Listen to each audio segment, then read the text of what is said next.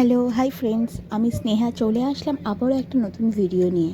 এটা একটা বাচ্চাদের স্কুল প্রজেক্ট এবং কয়েকটা খালি কৌটোকে ঠিক আমাকে এইভাবেই ডেকোরেট করার কথা বলা হয়েছিল।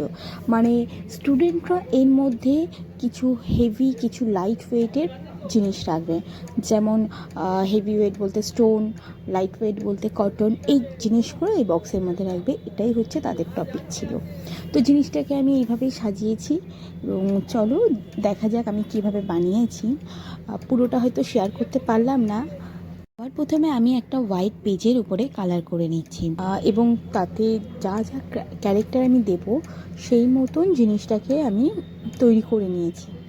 এবার এই জিনিসটাই আমি যে বক্সগুলো রয়েছে সেই বক্সের উপরে আঠা দিয়ে আমি ওটাকে সেট করে তারপর সাজিয়েছিলাম।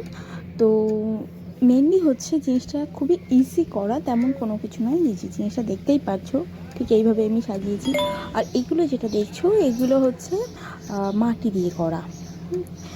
তো এই দুটোই জাস্ট ডিফারেন্স করেছি। ওনারা বলেছিল একটু আলাদা আলাদা এরকম সব সেম যেন না হয়, যাতে স্টুডেন্টদেরও স্কুলের ম্যামকে বোঝাতে সুবিধা হয়। মানে যার মধ্যে লাইট জিনিসগুলো রাখবে সেগুলো বোঝাতে ইজি হবে, যার মধ্যে হেভি ওয়েটের কিছু জিনিস থাকবে সেগুলো বোঝাতে ইজি হবে। ওই জন্য সেম তিনটে, সাপোজ তিনটের মধ্যে হেভি ওয়েটের কিছু রাখলো, তিনটে জিনিস সেম করলাম, এইভাবেই জিনিসটা স্টুডেন্টদের রাখতে ইজি হবে। তো সেইভাবেই এই জিনিসটা করা হয়েছিল।